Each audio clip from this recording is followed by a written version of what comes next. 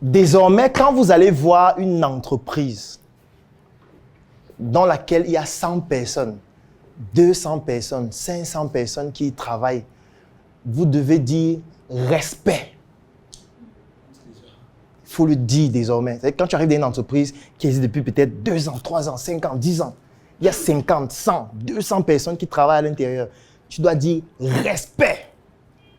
Parce que je vois parfois certains entrepreneurs qui disent « Non, l'entreprise, ce sont les esclavagistes. » Non, ce sont les esclavagistes. Figure-toi que là-bas, les gens touchent 15 000 par mois. Eux aussi, avec tout l'argent qu'ils ont là, comment ils peuvent esclavagiser les gens comme ça? Non, moi, dans mon entreprise, il y aura l'éthique. Il y aura le respect des valeurs humaines. Il y aura le respect de la dignité. Il y aura la bonne rémunération du personnel.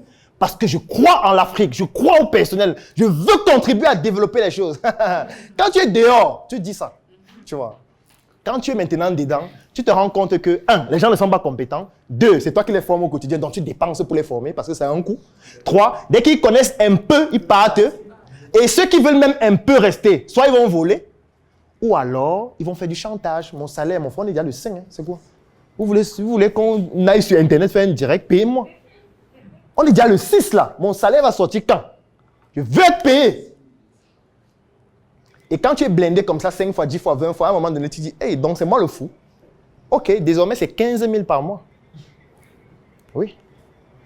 Maintenant, l'avantage aussi que les patrons, vous avez, c'est qu'avec Internet, vous avez aussi la possibilité de dicter de nouvelles règles qui n'existaient pas avant.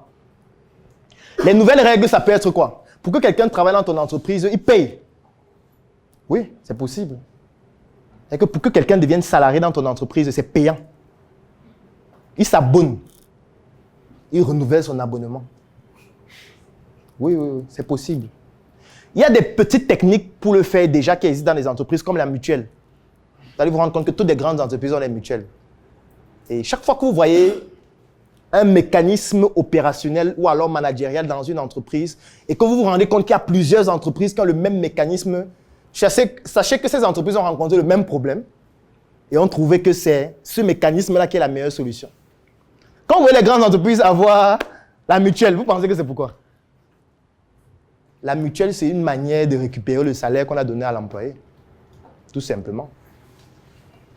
Si on te paye 50 000, tu cotises à la mutuelle 2 000 par mois, par exemple. Mon frère, 100 personnes, chez qui on prend 2 000 par mois, chaque mois, qui ne vont pas tomber malades tout le temps, qui n'ont pas les mêmes problèmes tout le temps, à qui on va dire que non, tu vas d'abord bénéficier de la prestation, on te rembourse après. C'est une énorme trésorerie que l'entreprise gère. C'est énorme. Une entreprise dans laquelle ils ont leur propre compagnie d'assurance et où vous devez vous assurer seulement dans leur compagnie. Qui a déjà pris l'avion ici? Est-ce que vous avez déjà remarqué que chaque fois que vous achetez un billet d'avion, on vous demande de payer l'assurance dans une compagnie qui appartient au même pays? Vous pensez qu'ils sont fous? Si tu veux voyager à Air France, on va te dire, va payer l'assurance chez AXA. C'est comme ça. Si tu payes ailleurs, ils ne prennent pas. Ils ne prennent pas, tout simplement. Si tu veux prendre Air Côte d'Ivoire, tu vas payer l'assurance dans leur compagnie qui appartient au plus riche de Côte d'Ivoire. Si tu payes ailleurs, ils ne prennent pas. On ne valide pas ton dossier. C'est une manière de récupérer l'argent. Quand tu seras dans cette entreprise, on va te dire d'être assuré. Que non, il faut que tu aies ton assurance. Tu ne peux pas être dans l'entreprise, tu n'es pas assuré. On va te dire d'aller t'assurer dans l'entreprise qui appartient toujours à l'entreprise dans laquelle tu travailles. Je prends un exemple que nous avons par exemple fait. Au Scénic, nous on a décidé que pour être vendeur, c'est payant. C'est-à-dire que si tu veux venir vendre nos produits, tu payes. Ce n'est pas gratuit. Tu payes 10 000 par an. On va augmenter ça en janvier.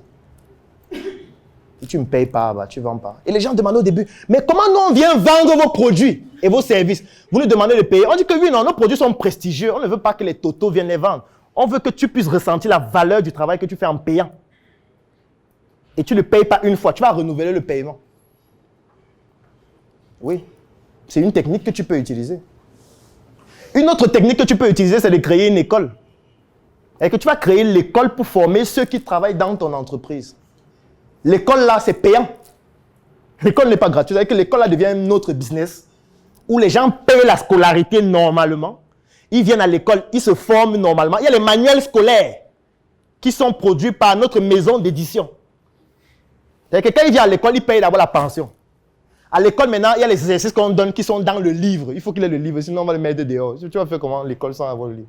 Le livre, c'est nous qui produisons dans notre maison d'édition avec notre imprimerie. Donc, le livre devient le business. L'école devient le business. Il y a les cours de répétition. Pour ceux qui ne s'en sortent pas bien, il y a les cours du soir, il y a les cours en ligne, il y a les cours vidéo, il y a un peu de tout. Quand tu finis maintenant l'école là, on évalue, non, tu peux échouer à la fin de l'année. Et puis tu reprends. Ceux qui passent, on fait un concours payant pour sélectionner les meilleurs. Et les meilleurs, là, c'est eux qui viennent travailler dans l'entreprise. Et quand ils viennent travailler, là, ils ont d'abord 3 mois sans salaire. Parce qu'il faut qu'on voit si tu as vraiment bien assimilé les notions à l'école. Est-ce que tu as bien compris vraiment ce qu'on a dit? Est-ce que la viande, est-ce que tu sais d'abord c'est quoi la viande? Quand ils sont à l'école, ils font les stages chaque année dans l'entreprise. Et que chaque année, ils ont 6 mois de stage dans l'entreprise. Les stages, on ne paye pas, il paye son transport lui-même. Il vient, il fait stage, à la fin, on les value. Ça veut dire qu'il travaille déjà gratuitement. Pendant 6 mois, sans salaire.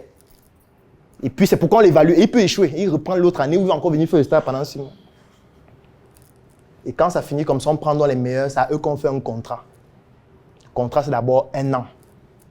Après les 1 an, on évalue avec des indicateurs de performance. Si c'est bon, on fait une tacite reconduction du contrat. Pendant qu'il est en train de faire ça, l'école ne s'arrête pas. Et que s'il devient capricieux, on le vire immédiatement, on le remplace par quelqu'un qui est à l'école plus puissant encore. Ça devient un mécanisme sans fin, qui ne s'arrête pas. C'est à ça que c'est l'école. C'est ça que c'est l'école. Donc, si tu as une entreprise dans laquelle tu n'as pas un mécanisme pareil, je ne suis pas en train de dire que c'est le seul mécanisme. Il y a plusieurs qui peuvent fonctionner. Je t'ai pris un exemple que nous, on a eu à faire nous-mêmes. Je t'ai pris un autre exemple qui est l'école, un peu comme la Startup Academy, qui est comme une forme d'école. Et je t'ai pris l'exemple même de l'école conventionnelle qui le fait. Parce que je prends un exemple. Supposons que tu vas en fac de médecine. Tu fais la médecine, tu sors médecin. On te recrute dans un hôpital, tu deviens capricieux. On te vient, on met un autre médecin. Il y a 1000 qui ont besoin du travail. Par contre, s'il n'y a pas une école qui en produit tout le temps, et que tu as un qui est très fort, il se rend compte qu'il est fort et qu'il ne peut pas être facilement remplacé, il va commencer à faire le chantage à tout le monde. Tu vois un peu? Voilà. Je ne sais pas si j'ai répondu à ta question. Oui? Ok. En fait, c'est pour aller dans le même sens parce que j'ai travaillé avec un établissement qui avait effectivement le même problème. Déjà, ils avaient une méthode, ils avaient développé de nouvelles pédagogies qui n'étaient pas forcément enseignées dans les écoles normales, dans les écoles normales en fait. Et qu'est-ce qui se passait? Quand les enseignants venaient, c'était à l'école primaire, quand ils venaient, la manière de s'y prendre, en fait, ça ne leur convenait pas. Il fallait qu'ils prennent le temps de leur former. Déjà, c'est que tous n'étaient pas d'accord. Et quand ils avaient fini de les former, les établissements concurrents les cooptaient. Et du coup, ils perdaient en fait. Et le conseil que je leur ai donné, qu'ils ont appliqué, qui a vraiment marché, c'est de recruter, par exemple, si les staffs qu'ils ont besoin de 20 enseignants, qu'ils recrutent même 50.